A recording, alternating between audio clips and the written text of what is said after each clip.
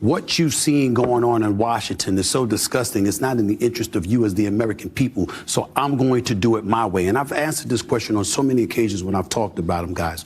I've said this.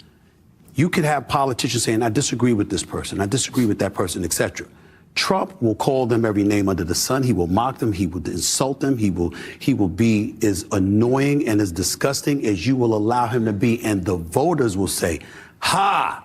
We love the fact that you talk to Washington that way, because as American citizens, that's how we feel about Washington. Now, this is one of the craziest clips that I have ever seen from Real Time with Bill Maher. This time, Bill Maher brings on Stephen A. Smith, who's not really known for politics at all. He's not really known in the politics space, but he's a sports commentator that has been kind of making his way into politics. And for the longest time, because he worked for CNN, he had been very woke, because obviously if you work for, or not CNN, sorry, ESPN. And if you work for ESPN, if you work for Disney, then you're forced to be woke, or else you get fired. But now Stephen A. Smith is such a large name in sports and just in media that he's breaking away from having to, rely on his Disney overlords, and he's able to actually speak the truth.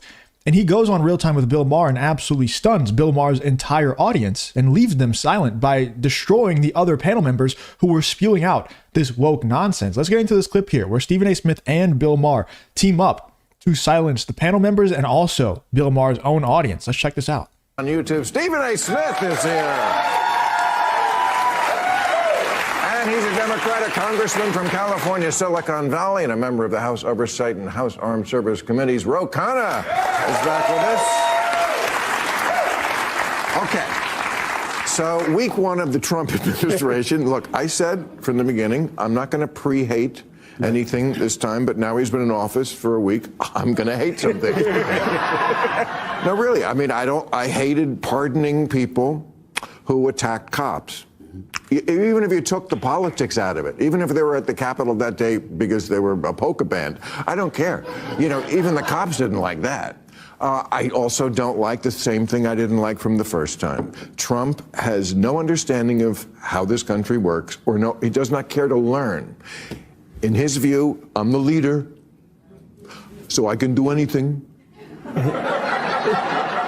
TikTok, I mean, both House and Senate voted, you either have to sell it, or he just got rid of that just said no by proclamation.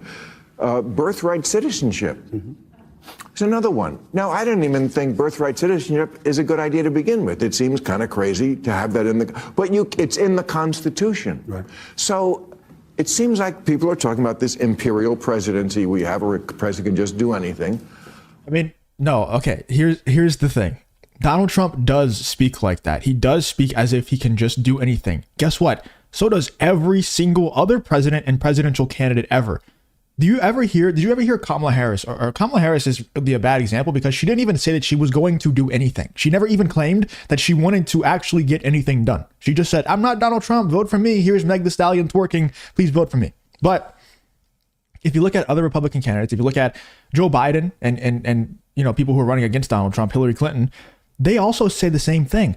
Do they ever say, hey guys, I'm not going to actually do anything myself, but we're going to go through, the Supreme Court. We're going to go through all these checks and balances that have been set throughout the United States government, and then we're going to try to get some things done. Nobody ever says that because it's not attractive to say. Obviously, whenever Donald Trump says we're going to end birthright citizenship, he doesn't mean I'm just going to go and overthrow democracy like they always like to say and just move right past the checks and balances and not really care what the Senate says, not really care what the Supreme Court says. Just ignore all of that and just do it myself. He doesn't mean that. Everybody else says it the same exact way that Donald Trump says it, but because Donald Trump, the difference is Donald Trump actually is getting stuff done. And look, I swear to you, I'm not some Donald Trump simp or anything, but Donald Trump actually got stuff done in his last term, and he actually is moving to get stuff done in this term already. He's only been in office for like a week or maybe less. He's actually trying to get stuff done. That's the difference. Everybody else makes these claims and they get nothing done. And then people like Bill Maher are shocked whenever Donald Trump says, hey, I'm going to do this. And then he gets in office and he actually tries to do that. That's the only difference. It's not some imperialistic. It's not some dictatorship. It's nothing. None of the buzzwords that you want to use. It's none of those things. It's just a president saying he's going to do something and then actually trying to do the thing. I know it's a crazy concept. It's wild. What are you in Congress going to do about it? That's my question, everybody in Congress. It keeps happening. What are you going to do? Well, first of all, we're going to speak for basic American values. I mean, if you're born in America, you're an American, period. And when he's going after that, you know, all the Republican lecturing, we're for the Constitution, we're for the founders, until they're not. You know what makes America exceptional? The fact that your parents can come from any country, be of any faith, not have wealth, not have fame, and if you're born in America, you can go as far as you want. And that's what Donald Trump is taking away. And then the part, But people, I mean, come on, man. Rich Chinese people come here, they fly over here, and then they have the baby here just so they can be an American citizen. It has been bastardized. You can't say that this is just all for the good. This is like the Reagan welfare quiz. They pick out some extreme example, but you're going to change the Constitution? No, you you have to change the Constitution. That's what I'm saying. You can't do things by proclamation. He does not understand that. He doesn't care. He does not care. He does not care to learn. He doesn't give a damn. He's not interested. And not, by the way, that's how he got into office. We got to backtrack and rewind the clock. When he walked down, he just strolled down the escalators in 2015. He was basically sitting up there and saying. And by the way, guys, I get asked all the time how I grew this YouTube channel so quickly in this politics niche. And what a lot of you don't realize is that I'm a YouTube strategist that has worked with a lot of top channels in this niche, such as Benny Johnson and Charlie Kirk. Me and my business partner worked with Russell Brand, actually reached out to me and we designed his thumbnails and gave him some strategy tips on how to grow his YouTube channel. Lauren Chen, so many other names. I could keep going on forever. But what I'm actually going to do, since so many of you have been asking me, is I'm hosting a free live workshop, a free live class this coming Thursday at 6 p.m. Central, 7 p.m. Eastern, where I'm literally going to break down the entire strategy that I use for this Justin Reloaded channel, as well as all the other channels and the top channels in this niche that we have worked with. I hope to see you there. If you are interested in joining, you can check the link in the pinned comment, or you can check the top link in the description, either one, and you'll be able to sign up and be at that workshop where I'm going to break all this down and show you how you can also build a YouTube channel to this point and make enough money to go full time with it. What you've seen going on in Washington is so disgusting. It's not in the interest of you as the American people. So I'm going to do it my way. And I've answered this question on so many occasions when I've talked about them, guys. I've said this. You could have politicians saying, I disagree with this person, I disagree with that person, etc. Trump will call them every name under the sun. He will mock them. He will insult them. He will be as annoying and as disgusting as you will allow him to be. And the voters will say, ha! We love the fact that you talk to Washington that way, because as American citizens, that's how we feel about Washington. And the fact that you're speaking our language is what makes us trust you, because we believe you resonate on our behalf. This is why he got into office in 2016. This is why a whole bunch of people were acting like you know what in 2020 with the insurrection, because it was an insurrection, regardless of what people want to admit, the way those folks were acting. Not everybody, but some of them. And then ultimately he wins back in office in 2024. Just like in 2020, we said Biden, it wasn't about votes for Biden, it was about votes against Trump. In 2024, it wasn't about votes for Trump, it was votes against some of the nonsense that was taking place within the Democratic Party, because they have not been able to find a voice that would resonate with the American people, where you're speaking their language, where they look at you and they say, hey, we get where you're coming from, you relate to us. The Democrats went a different direction. Trump capitalized on it. Basically, he played everybody like a fiddle and has won re-election again. That's really the bottom line. I agree, I think, with a lot of what Stephen A is saying. I mean, look, I think Trump... It's so funny how he's like, he played everyone like a fiddle. Please explain how he played everyone like a fiddle. He didn't. All he did was the same exact thing that the Democrats had to do back in 2020, like Joe Biden did. Except Donald Trump, like I said, he's actually trying to make stuff happen. Now, like I said at the beginning of this, Stephen A. Smith does actually shut down this woke idiot right here. I don't even remember his name. It's like Roka Khan or some weird shit. I don't know. Let's get into this clip here where Bill Maher and Stephen A. Smith actually team up to shut this guy down. Came in there and said politics are broken. They're all beholden to donors. There's been a country which has had all this economic wealth in some areas, other parts of the country, offshoring of jobs.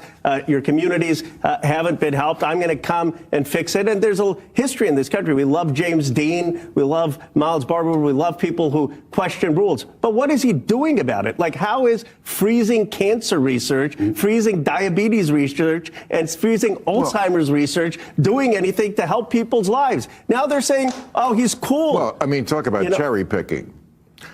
I mean, I didn't even hear about those. I'm not surprised he's doing it. But I don't have all the facts on that. And there's a lot of other stuff. I mean, some of them are not that crazy. Again, how he does it, by proclamation, no.